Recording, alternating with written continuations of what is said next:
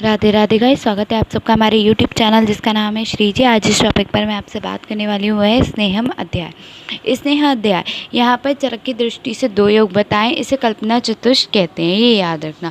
स्वस्थ और रोगी दोनों व्यक्तियों के लिए उपयोग क्या है? निर्देश चतुष्ट के 4 अध्यायों का वर्णन करने के बाद अब हम रोग व्यक्ति के लिए हितकर कल्पना चतुष्क वर्णन प्रारंभ किया जाता है। व्याधियों के अनुकूल के लिए पंचकर्म का प्रयोग सर्वश्रेष्ठ माना गया है। पंचकर्म के पहले स्नेहन कराना प्रथम कर्तव्य है। दोनों में प्रधान बात होता है, उसे दूर करने के लिए स्नेहन कराना सर्वश्रेष्ठ औषधि है। अतः कल्पना चतुष्क में स्नेहन अध्याय का प्रारंभ पहले किया जाता है। अगर कहा है कि कल्पना चतुष्क का वर्णन करो तो सबसे पहले आप किसका बताएंगे? स्नेह का बताएंगे। तो स्नेह कर्म के बारे में प्रश्नावली बहुत सारे हैं कि स्नेह की योनि क्या होती है, स्नेह क्या होती है, स्नेह कितने प्रकार के होते हैं, अलग अलग स्नेह को गुण क्या होता है, किस स्नेह का क्या काल है, किस स्नेह के पीने का क्या अनुपान है, स्नेह का विचारण कितनी कितनी है और कौन है, स्नेह की मात्रा कितनी होनी चाहिए, स्नेह पीने वाले कितने में लेनी चाहिए, ये सब हैं। और भी बहुत सारे हैं, ठीक है। तो मैं सब नहीं बता रही हूँ। शुरू करते हैं हम चैप्टर, ठीक है। ये क्वेश्चन थे जो चारों के थे। देखो, स्नेह की क्या योनियाँ इंपॉर्टेंट है, 3 नंबर के क्वेश्चन में पूछा जाता है। अथ तत् संशय यच्छेत्ता प्रत्युवाच पुनर्वसु स्नेहनाम दुबद्धो सौम्य योनि स्थावर जाग्नम। स्नेह की 2 योनियाँ बताई गई हैं। स्नेहनाम दुविधाम सौम्य योनि है, दुविधाम दुविध योनियाँ उत्पत्ति स्थान। 24 प्रश्नों के सुनने के बाद कौन कौन सी है? एक तो स्थावर योनि है, ठीक है। सौम्य योनि क्या है कि आत्रेय पुनर्वसु कहते कि हे सौम्य, ये क्या है? स्नेहनाम दुविधम सौम्य योनि स्थावर जंगनाम। ये आचार्य पुनर्वसु अपने अग्निवेश के संदेह को दूर करने के लिए आत्रेय पुनर्वसु ने कहा है कि सौम्य, हे सौम्य मतलब हे पुत्र या जो भी कहते होंगे, ठीक है। स्नेह की योनियाँ कितनी होती हैं? 2 प्रकार की होती हैं, स्थावर और जांगम। 2 योनियाँ होती हैं, स्थावर और जांगम। स्थावर कौन सी योनि है? जो वेजिटेबल ओरिजिन है। जांगम कौन सी है? जो एनिमल ओरिजिन है। स्थावर योनि क्या होती है? तो ये क्वेश्चन 5 नंबर में पूछा जाता है कि स्थावर योनि का वर्णन करें। तो स्थावर स्नेहन की योनि क्या क्या है? यानी कि सोर्सेज ऑफ स्नेह, फैट्स ऑफ वेजिटेबल ओरिजिन क्या है? तेल, प्रियान, अभिषुक, बहेरा, चित्रा, हरे, एरंड, महुआ, सरसों, जिन जिनसे हमारा तेल निकलता है। कुसुम यानी कि बरे, बेल, आड़ू, मूली, तीसी, निकोज, अखरोट, करंज, सहिजन, ये सब द्रव्य स्थावर स्नेह के आश्रय हैं। क्या क्या हैं आपके? तेल, तेल तो होता ही होता है। प्रियलाम यानी कि चिरौंजी, अभिषुक यानी कि पिस्ता, बहेड़ा, ठीक है। तक, चित्रा यानी कि रक्त एरंड, गौरक्ष यदि वह चित्र, हरे एरंड, महुआ यानी कि कोयना, सरसों, कुसुम्ब, बेल, आरूक यानी कि आड़ू, मूली, इन सब से क्या निकलता है? तेल निकलता है।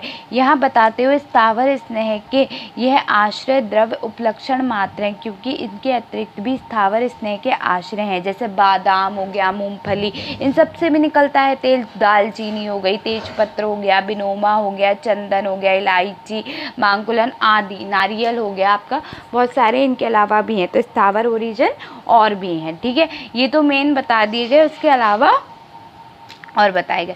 जांगम स्नेह की योनि क्या होती है? जांगम स्नेह कहाँ से निकलेगा? आपकी मछली से निकलेगा। सबसे पहले मछली, मृग से निकलेगा।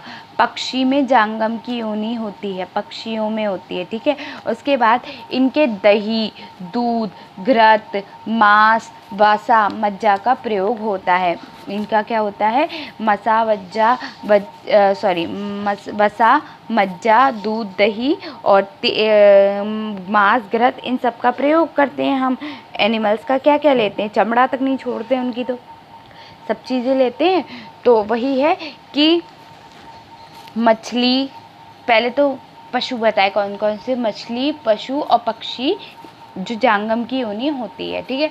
उसके बाद क्या बताया कि हमारे उनमें क्या क्या होता है, घृत होता है, दूध होता है, दही लेते हैं, मांस भी लेते हैं हम, वसा और मज्जा, ये सारी क्या हैं, जांगम की मज्जा का प्रयोग करते हैं हम। इनमें क्या करते हैं, मज्जा का प्रयोग करते हैं। यह मछली सभी जलचर प्राणी का उपलक्षण है, मृग सभी चौपाओं का उपलक्षण और पक्षी सभी पक्षियों का उपलक्षण चाहिए। यज्ञ यद्यपि प्राणारिज स्नेहों में घृत वसा मज्जा का ही स्नेहन कर्म में प्रयोग किया जाता है, तथापि मांस दही दूध से भी स्नेहन कर्म होता है, अतः इनका भी यहाँ निर्देश कर दिया गया है, ठीक है।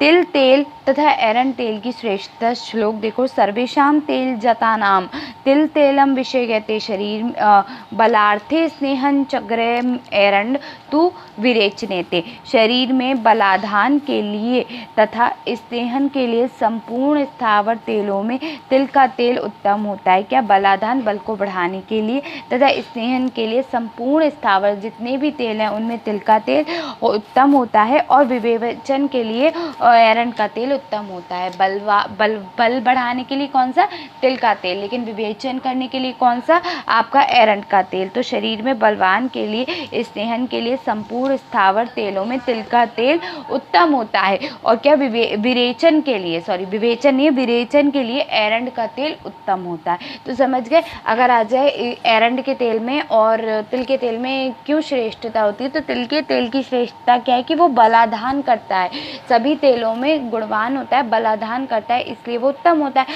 और जो आपका क्या है, एरंड का तेल है, जो एरंड का तेल है वो विरेचन करने के लिए उपयोग किया जाता है, इसलिए वो उत्तम माना जाता है। एरंड का तेल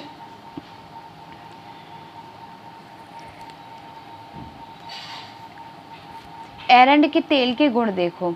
एरंड के तेल के गुण क्या होते हैं, कटु होता है, उष्ण होता है, वात होता है, कफवात, शामक होता है और गुरु होता है। यदि कषाय मधुर और तिक्त रसित पदार्थों से युक्त करके प्रयोग किया जाए तो पित्तनाशक भी होता है। तो तीनों दोषों को हरने वाला होता है, इसलिए हो जाता है ये, ठीक है। उसके बाद नेक्स्ट क्वेश्चन आ रहा है, स्नेह के कितने भेद होते हैं। Important question. स्नेह की कितनी योनियाँ थी आपकी, 2 योनि थी। कौन सी, स्थावर और जांगम। हमने स्थावर में क्या क्या बताया था, आपका स्थावर में तेल वगैरह बताए थे कि कौन से इंग्रेडिएंट से, वेजिटेबल ओरिजिन से तेल निकल रहा था। उसके बाद हमने क्या बता रहे हैं आप, उसके बाद जांगम हमने क्या बताया था, जांगम में हमने बताया था कि कहाँ से, कौन से एनिमल ओरिजिन से तेल निकल रहा था, ठीक है, या फिर उनका कौन कौन सा पार्ट यूज़ किया जा रहा था। उसके बाद हमने अब क्या बताया है कि तिल तेल की श्रेष्ठता क्या होती है और एरंड तेल की श्रेष्ठता क्या होती है, ठीक है। अब क्या है कि स्नेह के कितने भेद होते हैं। अब बात आ गई स्नेह के कितने भेद होते हैं। अभी तक तो हमारी तेल की बात हो गई, ठीक है, कि स्नेह की योनियों की बात हुई, अब हमारे भेद की बात हो गई। स्नेह के कितने भेद होते हैं, स्नेह के 4 भेद होते हैं। कौन कौन से पढ़ा है हमने फर्स्ट ईयर में भी, घृत, वसा, मज्जा और तेल, ठीक है। घृत, तेल, वसा और मज्जा, 4 इसमें सभी में उत्तम क्या होता है, इन चारों में सभी में सबसे उत्तम होता है घृत, क्योंकि घृत सभी संस्कारों को, दूसरे के गुणों को अनुवर्तन करता है, ठीक है। ये क्वेश्चन आपका फर्स्ट ईयर में भी है, ठीक है। उसके बाद नेक्स्ट क्या है, ये 15 मार्क्स के क्वेश्चन में भी डिफाइन करने के लिए आता है। स्नेह विद्धि, स्नेहम अध्याय वर्णन करो। चतुर्विध स्नेहों का पृथक पृथक क्या गुण होता है। घृत पित्त और वातजन्य विकारों को शांत करता है, ठीक है। अब अलग अलग गुण बताए जा रहे हैं, मैं इसमें अलग अलग गुण बता रही हूँ, ठीक है। तो घृत का पहले बताया है, घृत के क्या गुण होते हैं, तो घृत पित्त को और वात विकारों को शांत करता है, ठीक है। रस शुक्र और ओज के लिए हितकारी होता है। दाह को शांत करने वाला होता है, शरीर को कोमल करता है, स्वर्ण और वर्ण को प्रसन्न करता है। तेल के क्या गुण होते हैं, सामान्य रूप से तेल वात विकारों को शांत करता है, कफ को नहीं बढ़ाता है, बल को बढ़ाने वाला, त्वचा के लिए हितकारी होता है, उष्ण मांस को स्थिरवित करने वाला होता है, योनि मार्ग का शोधन करने वाला होता है। तो समझ गए क्या होता है, जो घृत होता है, घृत क्या करता है आपका, पहले तो पित्त के विकारों को और वात को शांत करता है, वात जन विकारों को शांत करता है। उसके बाद ओज को, शुक्र को और रस को बढ़ाने वाला होता है। दाह को शांत करता है, शरीर को कोमल करता है, स्तवर और वर्ण को प्रसन्न करता है, ठीक है। तेल के गुण क्या है, तेल के गुण है सामान्य रूप से तेल केवल वात विकारों को शांत करता है, कफ को नहीं बढ़ाता है, बल को बढ़ाने के लिए त्वचा को हितकारी बनाता है, उष्ण मांस को स्थिर करने वाला और योनि मार्ग का शोधन करने वाला होता है, इसलिए तेल उत्तम होता है। वसा के गुण क्या होता है? घृत में आप ये भी लिख सकते हैं, दूसरों के संस्कारों को ग्रहण करने वाला होता है। वसा के गुणों को देखो, विद्ध होने पर, कांड भंगन या संधि भंगन होने पर, चोट लगने पर, योनि भ्रक्षण, कर्ण शूल या फिर सिर में वेदना होने पर वसा लाभ करती है। पुरुषार्थ की वृद्धि के लिए, शरीर को स्निग्ध करने के लिए और जो लोग अधिक व्यायाम करते हैं उन लोगों के लिए वसा हितकर होती है। तो किन के लिए वसा हितकर होती है? जो कैसे होते हैं आपके विरुद्ध होने पर, कांड भंगन या संधि भंगन होने पर, चोट लगने पर, योनि भ्रक्ष, कर्ण शूल और सिर में वेदना होने पर वसा लाभ करती है। पुरुषार्थ की वृद्धि के लिए, शरीर को स्निग्ध करने के लिए जो लोग अधिक व्यायाम करते हैं उन लोगों के लिए वसा हितकारी होती है। मज्जा के गुण क्या है? मज्जा का सेवन करने से शरीर में बल, वीर, रस, कफ, मेद और मज्जा की वृद्धि होती है। विशेषकर मज्जा का प्रयोग अस्थि को बल देने के लिए और शरीर का स्नेहन करने में हितकारी होता है। नेक्स्ट है स्नेहन का काल तथा अनुपान क्या है और उसके लिए कालानुपानी के कस्य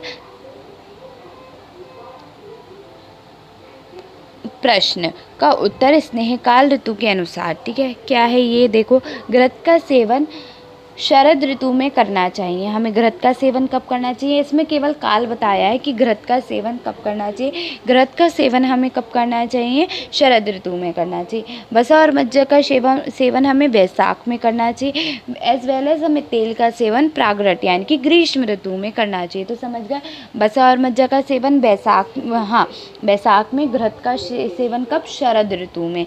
और आपका तेल का सेवन कब? ग्रीष्म ऋतु में। अत्यंत शीत तथा अत्यंत उष्ण काल में सर्वथा स्नेहन का सेवन नहीं करना चाहिए। जब बहुत गर्मी हो या बहुत ठंड हो तो हमें इनका सेवन नहीं करना चाहिए। स्नेहन काल दिन तथा रात्रि के अनुसार, गर्मी के दिनों में वात और पित्त की अधिकता में रात्रि के समय करना चाहिए। शीतकाल में कफ की अधिकता के कारण दिन में के समय मनुष्य को स्नेहपान उस दिन करना चाहिए जिस दिन सूर्य भगवान इच्छा से बादल ना हो, मतलब जब बादल ना हो, सूर्य निकल रहा हो।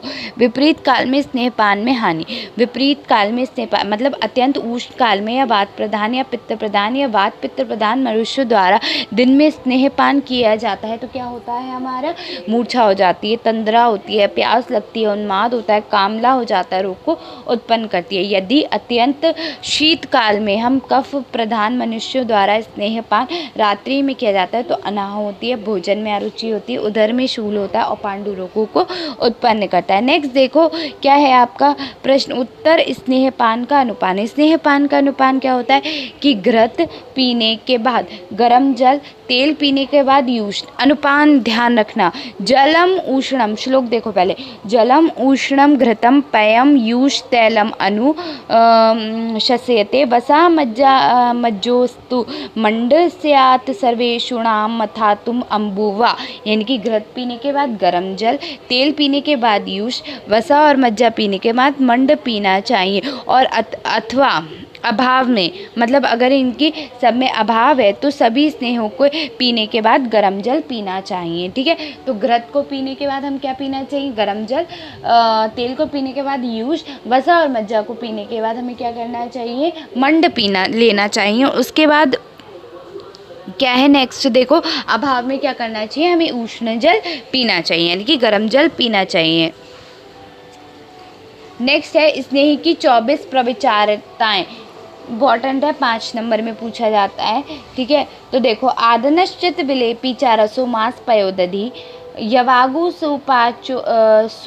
पशाको चायुषः काम्बलिकः खंडा सतत्व अस्ति सत्व सतत बस्ती बस्तिल पिष्टम चा मध्यम लोहास्तवथैतव चा भक्ष्यम अभ्यंग अंजनम बस्तिस्थता चतोर बस्त्याः गंडुष्वाशः कर्णतेलं च नश्यति कर्माक्षितर्पणे चतुर्विंशतिरिप्यतः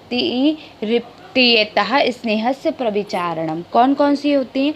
24 प्रविचारणाएँ होती हैं। ठीक है, कितनी? 24 प्रविचारणाएँ होती हैं। कौन कौन सी होती हैं? ओदन, विलेपी, रस, मांस, दूध, दही। कितनी हुई? 6। देखो ऐसे करके कॉलम बना के करना कि याद हो जाए। तो पहली ओदन, विलेपी, दूध, मांस, दही, रस, ठीक है।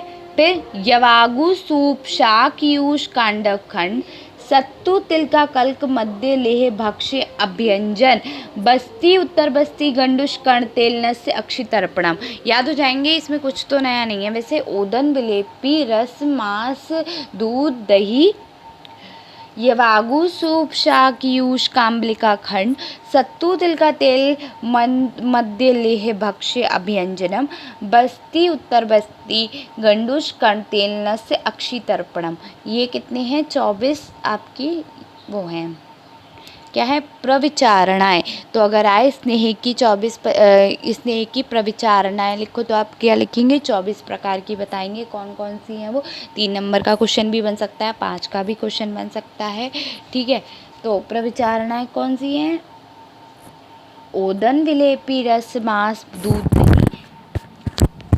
यवागु, शाक, सूप, यूष, काम्बलिका खंड, सत्तू, तिल का कल्क, मध्य, लेह, भक्ष्य, अभ्यंजनम, बस्ती, उत्तर बस्ती, गंडुष, कर्ण, तेल, नस्य, अक्षि, तर्पणम, ठीक है। नेक्स्ट क्या है? अक्षिप, स्वच्छ स्नेह का प्रविचारण की गणना में निषेध। जो केवल स्नेह का पान किया जाता है उसे विचारणा नहीं कहा जाता। वैद्यों ने उसे स्नेहपान की मुख्य कल्पना बताई है, ठीक है।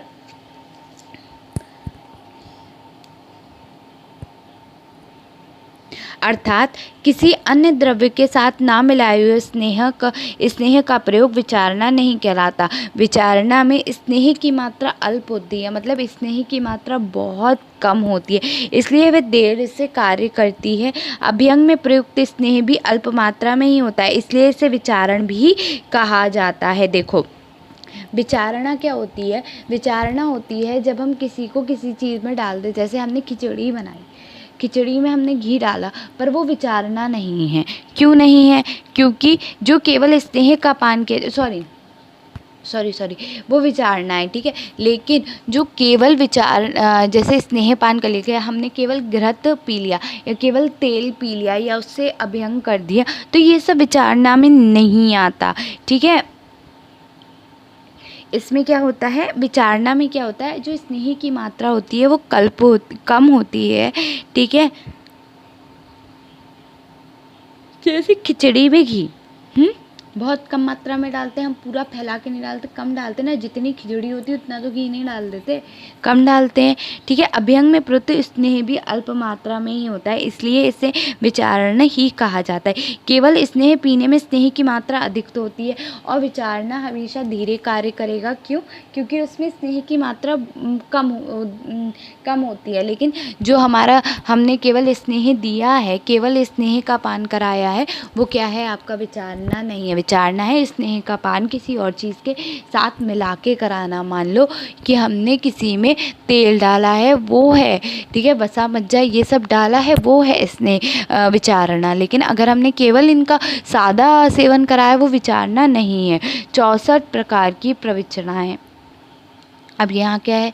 ये भी इम्पोर्टेंट है। अभी हमने 24 प्रकार की प्रविचराएं पढ़ी थी। संपूर्ण या अलग अलग 6 रसों के योग्य से युक्त स्नेह, ओदन आदि विचारणा युक्त 63 प्रकार के हो जाते हैं और द्रव्यांतर संयोग से रहित केवल स्नेह पान एक प्रकार का होता है। इस प्रकार से रसों के संयोग से, देखो 63 कैसे हुई? जब इन्हीं विचारणाओं का संयोग किसी रस के साथ हो गया तो वो कैसी हो गई? ठीक है। और उनमें केवल क्या मिला दिया जाए? अक्षपान मिला दिया जाए तो वो कितनी हो गई? 64 विचारणाएं हो गई। कैसे? कि हर 24 में हर किसी के साथ एक रस मिला दिया जाए, एक एक रस का एडिशन कर दिया जाए, हर किसी के साथ द्रवांतर संयोग हो जाए सब में रसों का, तो फिर क्या होगा? 63 बन जाएंगी वो, ठीक है। उसके बाद उसमें एक अक्षपान अलग से जो आया है वो अक्षपान करा दे तो वो क्या हो गई? 64 विचारणाएं हो गई, ठीक है। स्नेह की मात्रा तथा मान प्रमाण। उत्तर: प्रधान, मध्य, हिस्सा स्नेह की त्रिविध मात्राएं होती हैं। सबको पता है कि हीन मात्रा, मध्य मात्रा और प्रधान मात्रा, ठीक है, या उसमें उल्टा लिखा है प्रधान मात्रा और हिसाब, बात वही है। जो स्नेह की मात्रा दिन रात में पच जाए वह कैसी है? प्रधान मात्रा, मतलब दिन में भी पच जाए और रात में भी पच जाए, ठीक है। जो दिन भर में एक बार पचे वो मध्यम मात्रा, जो आधे दिन में पच जाए वो क्या है? हीन मात्रा।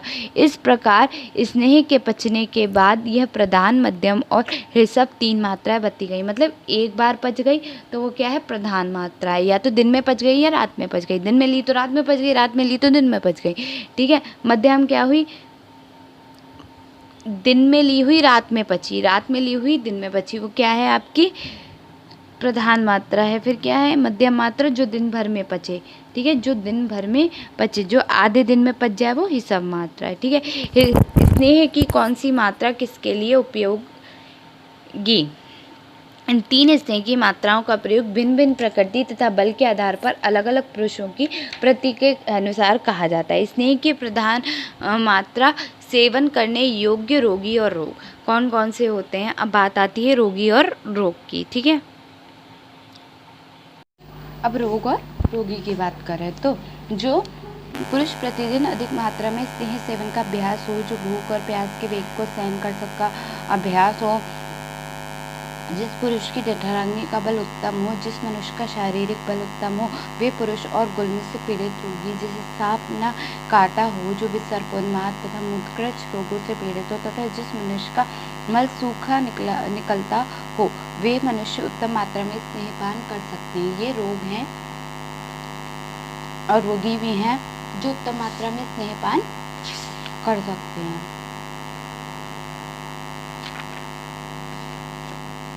कौन कौन है? जो पुरुष प्रतिदिन अधिक मात्रा में स्नेह सेवन करने का अभ्यास हो, भूख और प्यास के वेग को सहन कर सके, मूत्रकृच का वेग हो, शारीरिक बल उत्तम हो, जिस पुरुष की जठराग्नि का बल उत्तम हो, जिस मनुष्य का शारीरिक बल उत्तम हो, वे पुरुष और गुल्म से पीड़ित, जिसे सांप ने काटा हो, विसर्प उन्माद मूत्रकृच रोगों से पीड़ित हो, तथा जिस मनुष्य का मल सूखा निकलता हो, वे उत्तम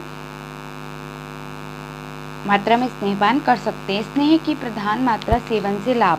उत्तम मात्रा में स्नेह सेवन के लिए स्नेह के गुणों को सुने। यह उत्तम मात्रा में विधिपूर्वक सेवन किया हुआ स्नेह शीघ्र ही रोगों को शांत करता है। सभी ऊर्ध्व अर्ध त्रियक कोष्ठ मर्माशय संधि रोगों के मार्गों के में अनुसरण करने वाला है। यह उत्तम मात्रा दोषों का अनुकर्षण करने वाला, शरीर के बल को बढ़ाता है तथा शरीर इंद्रिय और मनोगत रोगों को दूर करे इन्हें नूतन बनाती है। स्नेह की मध्यम मात्रा के सेवन योग्य रोग और रोगी अरुषक, स्फोट, पीड़िका, कंडू, पामा इन रोगों से पीड़ित मनुष्यों को, कौड़ी, प्रमेह तथा वातरक्त से पीड़ित मनुष्यों को, जो अधिक नहीं खाने वाले हैं, जिनका कोष्ठ मधु है, जिनका बल मध्यम है, ऐसे मनुष्यों को हम स्नेह की मध्यम मात्रा पिलानी चाहिए। फिर मध्यम मात्रा के गुण क्या होते हैं? मध्यम मात्रा में स्नेह के सेवन से अधिक उपद्रव होने की संभावना नहीं रहती है, इसलिए इस मात्रा का नाम मंद विभ्रंशा है। यह मात्रा बल को अधिक रूप में कम नहीं करती, सुख से शरीर का स्नेहन करती है, शोधन के लिए इसका प्रयोग करती है। स्नेह की सब मात्रा सेवन रोग तथा रोगी, वृद्ध, बालक, सुकुमार और सदा सुखी रहने वाले हैं। जिन व्यक्तियों को कोष्ठ खाली हो जाने पर अधिक कष्ट होता है, जो मंद अग्नि वाले पुरुष हैं, जो लोग बहुत दिनों से ज्वर, अतिसार और काश से पीड़ित हैं, और जो अल्प बल वाले पुरुष हैं, उन्हें स्नेह की सब मात्रा पीनी चाहिए। यह स्नेह की इस मात्रा में सेवन किए गए स्नेह का गुण, यह स्नेह की सब मात्रा परिहार में सुगम है, शरीर का स्नेह और अवग्रहण करती है, शुक्रोत्पादक है, बल बढ़ाती और सेवन करने पर किसी प्रकार का उपद्रव न करती है। स्नेह इससे उत्पन्न गुणों को शरीर में बहुत दिनों तक बनाए रहती है।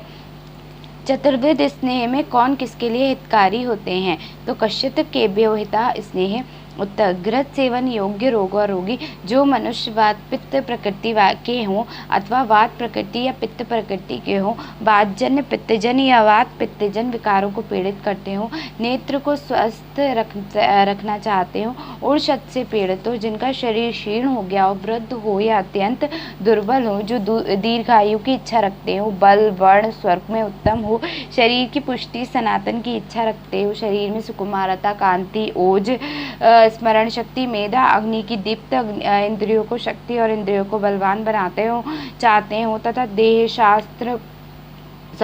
दाह शस्त्र विष और अग्नि से पीड़ित हो, उन लोगों को घी का सेवन करना चाहिए। तो घी का सेवन किसे करना चाहिए, ये हो गया। ठीक है, समझ गए। घी का सेवन किसे करना चाहिए, देखो वात पित्त प्रकृति वालों को, वात प्रकृति वालों को, पित्त प्रकृति वालों को। ठीक है, वात जन विकारों में, पित्त जन विकारों में, नेत्र के रोगों को, उर्षत में जिनका क्षीण हो गया हो, वृद्ध हो, अत्यंत दुर्बल हो, दीर्घायु की इच्छा रखते हो, जो कैसे हो, सनातन की इच्छा रखते हो, और बल वर्ण और स्वर को उत्तम हो, शरीर में सुकुमारता हो, कांति हो, ओज हो, मेधा हो, अग्नि की दीप्तता हो, इन सबको क्या करना चाहिए, घी का सेवन करना चाहिए।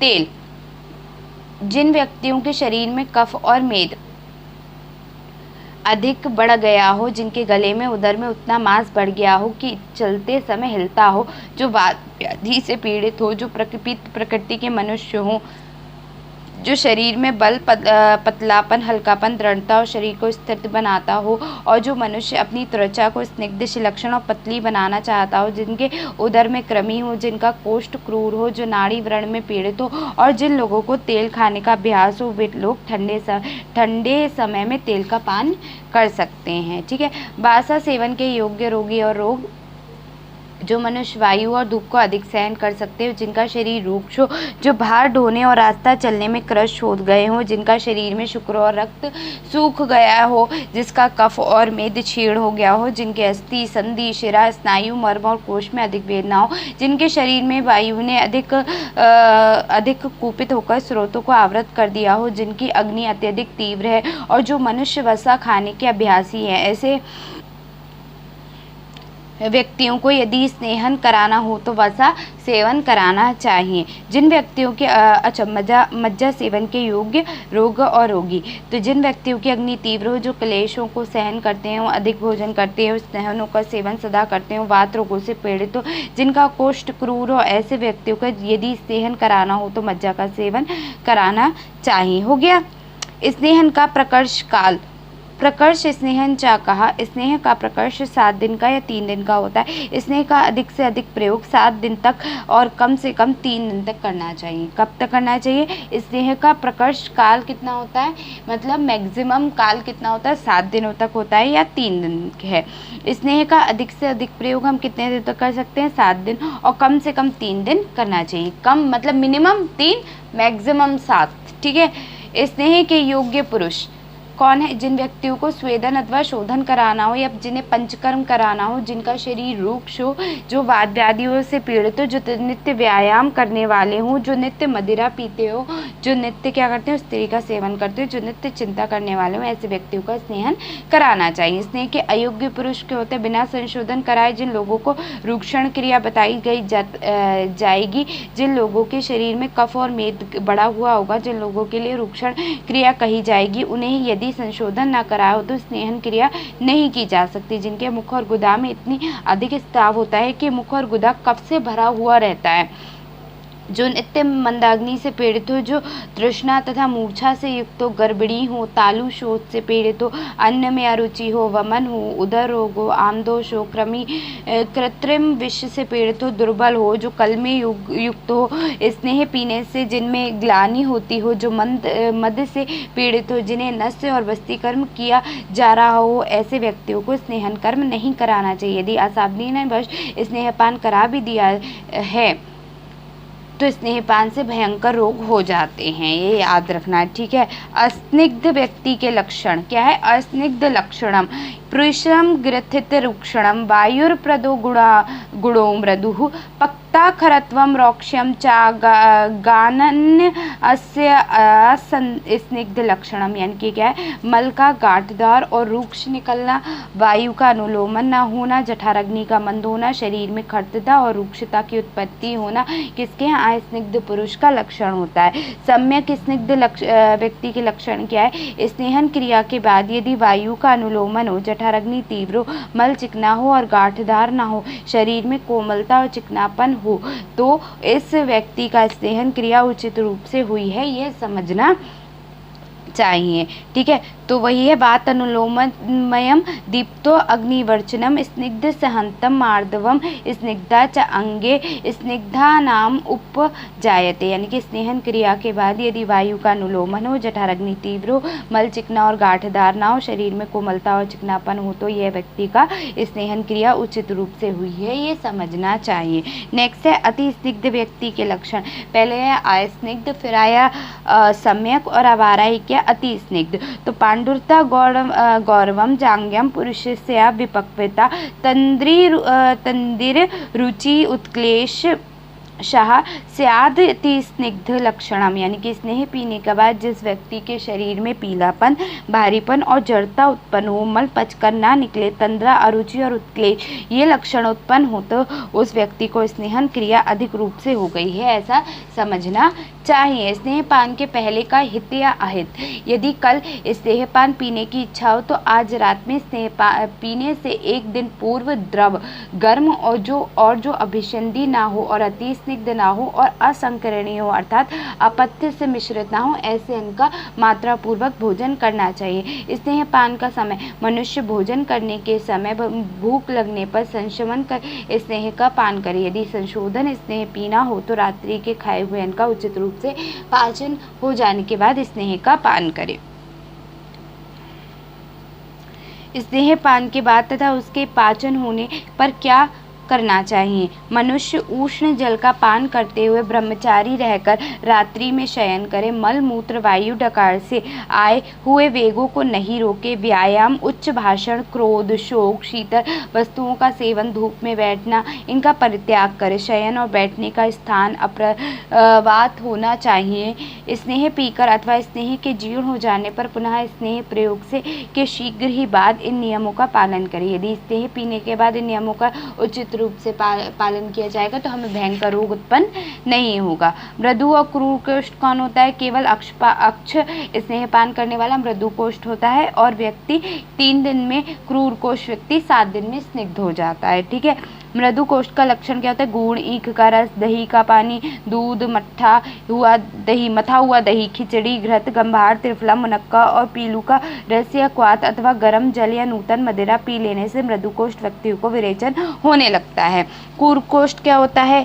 गन्ने का रस, गुड़ आदि द्रव्य क्रूर कोष्ठ वाले व्यक्ति को कभी भी विरेचन नहीं कराते, क्योंकि क्रूर कोष्ठ वाले व्यक्ति पुरुष की गृहिणी में वायु की अत्यंत प्रधानता होती है। मृदु कोष्ठ में दोष की प्रधानता, मृदु कोष्ठ में पित्त की प्रधानता होती है। वायु और कफ बहुत अल्प मात्रा में होते हैं। विधि पूर्वक स्नेह सेवन से उपद्रव यानी कि चिकित्सा क्या है? ठीक है, तो देखो, उदित्रणाम पित्ता गृहणीयस्य च अग्नि बलम महत भस्मी भवति तस्याशु स्नेह पीतो अग्नि तेजसा सा जगदा स्नेह मात्राम तामजः प्रक्षालन बलि स्नेह अग्नि उरुत्तमा तृष्णा स्वपर सर्गामु उदीर येत नालम स्नेह समृद्धस्य शमायानम सुगुणवरपि सा चेत सुषितम सलिलम नासदेति द्राहते। जिस व्यक्ति की गृहिणी में पित्त की प्रबलता होती है, जिसकी अग्नि का बल अधिक होता है, यदि वह स्नेह का पान करे तो अग्नि अपनी तेज से पान किए गए उस स्नेह को शीघ्र ही भस्म कर देती है। फिर उस स्नेह से तीव्र अग्नि बलवान होकर स्नेह की मात्रा को बचाकर ओज धातु को निकालती हुई तीव्र रूप से तृष्णा को को उत्पन्न करती है। स्नेह से अग्नि के दीप्त होने पर यदि गुरु अन्न का सेवन किया जाए तो भी वह अत्यंत गुरु अन्न अग्नि को शांत करने में समर्थ नहीं होता है। यदि प्यास लगने पर उस व्यक्ति को शीतल जल का जल नहीं मिलता है तो वह शरीर को भयंकर दाह उत्पन्न करता है। जिस प्रकार सूखे तृण के ढेरे या बंद कमरे में रहने वाले विषैले सांप को जब क्रोध आता है तो वो विष रूपी अग्नि से वह तृण जल जाता है और सांप भी उसी में मर जाता है, वैसे ही तीव्र अग्नि भी मृत्युकारक होती है। स्नेह के अजीर्ण तथा तृष्णा की चिकित्सा। स्नेह के अजीर्ण होने पर यदि प्यास की अधिकता हो जाए तो वैद्य को वमन करवाएं। यदि वैद्य रोगी को वमन करवाए। यदि इस पर भी तृष्णा शांत न हो तो शीतल जल पिलाकर और रूक्ष अन्न खिलाकर पुनः वमन करा दे। ठीक है। उसके बाद है स्नेह व्यापद यानी कि उपद्रव की गणना। तंद्रा, जी मिचलाना, ज्वर, उदर में अनाह होना, अंगों में जगड़ता होना, ज्ञान शून्यता, कुष्ठ, खुजली, पांडुरोग, शोथ, अर्श, अरुचि, तृष्णा, उदरोग, ग्रहणी दोष, उदरशूल, आम दोष, ये रोग स्नेह के अविधि सेवन से उत्पन्न होते हैं। अविधि स्नेह सेवन से उत्पन्न उपद्रवों की चिकित्सा कैसे करेंगे? स्नेहजन सभी प्रकार के उपद्रवों में वमन कराना, श्वेत कराना, समय की प्रतीक्षा करना और प्रत्येक पुरुष के बल और व्याधि के बल को देखकर विरेचन का प्रयोग करना, तक्र आरिष्ट का प्रयोग करना, रूक्षण और पेय पदार्थों का सेवन कराना, मूत्रों का प्रयोग और त्रिफला का सेवन कराना। इससे अविधि स्नेह से उत्पन्न द्रव्यों की शांति होती है। ठीक है। नेक्स्ट क्या है आपका? स्नेह सेवन से उपद्रव। अकाल में स्नेह पीने से जिस मनुष्य के लिए या जिस रोग में जो स्नेह लाभकारी नहीं हो उसके सेवन कराने से, मात्रा पूर्वक स्नेह का सेवन न करने से, स्नेह सेवन में बताए हुए नियमों का पालन न करने से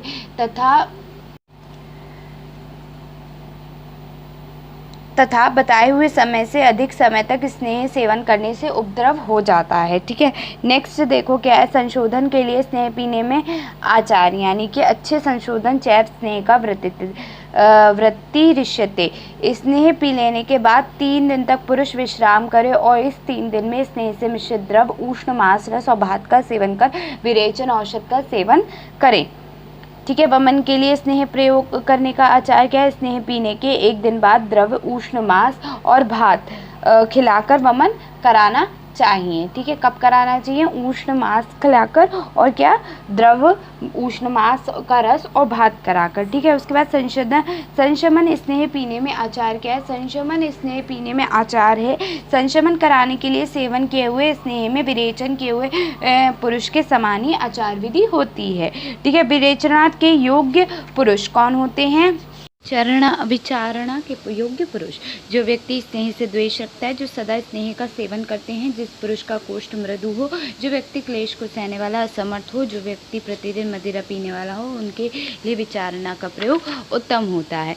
विचारणा की विधि क्या है? लाभ, पक्षी, तितर, मोर, हंस, सुअर, गौ, बकरी, भेड़ और मछली, इनके मांसों का रस स्नेहन कराने में हितकर होता है। स्नेहार्थ रसों में मिलाने योग्य द्रव्य जौ, बेर, कुल्थी, स्नेह, गुड़, चीनी, खट्टे अनार का रस, दही, सोट, पीपली, संक्षेप में इन द्रव्यों का संयोग रसों के साथ किया जाता है। नेक्स्ट है भोजन के पहले स्नेहन विधि। भोजन से पहले स्नेह के साथ राब खाकर तिल अधिक स्नेह मिलाकर खिचड़ी खाने से स्नेहन होता है। भोजन के पूर्व भी खाने से स्नेहन होता है। नेक्स्ट क्या है?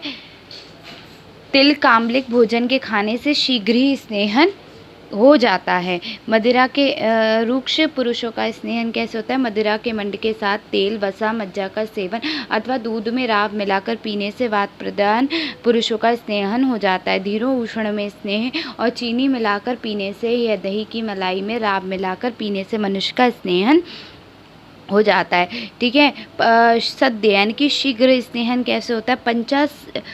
पंचस्प्रसिद्धिका नाम की पेय और दूध में सिद्धि की हुई चावल की खीर जिसमें उड़द मिलाया गया हो, जिसमें अधिक मात्रा में घृत मिलाया हो, इसका सेवन करने से शीघ्र ही मनुष्य का स्नेहन हो जाता है। पंच प्रसरित पेय कौन से होते हैं? घृत, तेल, वसा, मज्जा और चावल, एक एक प्रसत्र लेकर बनाई गई पेय का नाम पांच प्रसत्रिका पेय होता है। ठीक है, क्या होता है? पांच, इंपॉर्टेंट क्वेश्चन है, पांच प्रसत्रिका पेय क्या होता है? तो पांच प्रसत्रिका पेय क्या होता है? चार तो स्नेहन हो गए, उसमें चावल जो मिलाकर एक एक प्रस्त लेकर जो पेय बनाया जाता है उससे क्या कहते हैं? पंच प्रसत्रिका पेय कहते हैं। इसे शरीर का स्नेहन चाहने वाले पुरुषों को पीना चाहिए। नेक्स्ट है स्नेहनार्थ कुछ द्रव्यों का विशिष्ट रोगों में निषेध। कुष्ठ, शोथ, प्रमेह पीड़ित रोगियों में ग्राम, अनूप और जलीय जीवों को मांस, गुड़, दही, दूध और तिल का प्रयोग स्नेहन कराने के लिए नहीं करना चाहिए। कुष्ठादि रोगों में स्नेहन विधि उपयुक्त। कुष्ठ, शोथ तथा प्रमेह रोगों में तदुत्तरोजित घृत आदि स्नेहों एवं तत्त रोगों में विकार न पैदा करने वाले लाभप्रद औषधियों से सिद्ध स्नेहों से स्नेह कराना चाहिए, अथवा पीपली या हरे या त्रिफले से पकाए हुए स्नेह से स्नेहन कराना चाहिए। विचारणा की विधि क्या है? सूंठ, पीपली और मरीच यानी कि त्रिकटु के साथ कल्क और मुनक्का, आंवला, इन दोनों के यूष और खट्टी दही के द्वारा स्नेह का पाक वैद्य कराएं। उस स्नेह को पीकर मनुष्य शीघ्र ही स्निग्ध हो जाता है। यह बेर और कुल्ती के क्वाथ, मदिरा, दही, दूध एवं छार द्वारा सिद्ध किया गया घृत स्नेहन करने में उत्तम माना गया है। नेक्स्ट जो है वो है विचारणा विधि।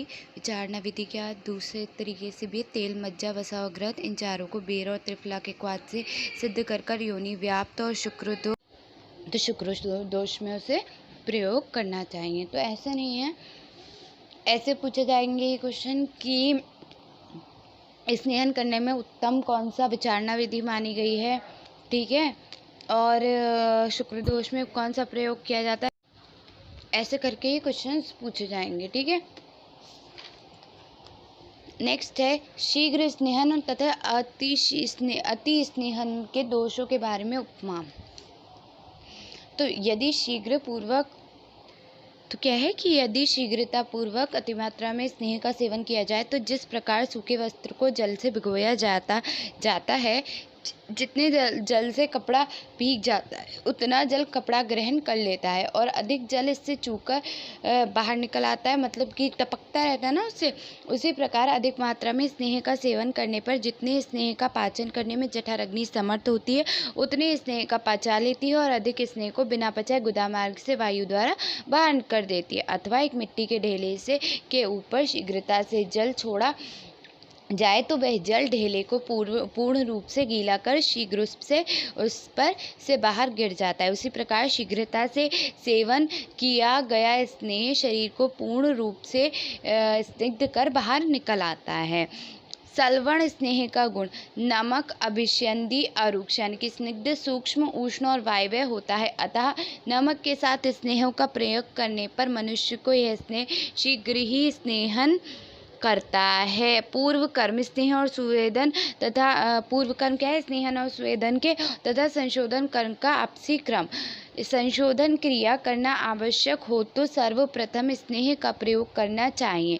जब स्नेहन क्रिया उचित रूप में हो जाए तब स्वेदन का प्रयोग करना चाहिए। स्नेहन और स्वेदन क्रिया के ठीक ठीक रूप में हो जाने पर संशोधन क्रिया अथवा शमन क्रिया का प्रयोग करना चाहिए। यहाँ कंप्लीट हो गया आपका स्नेहन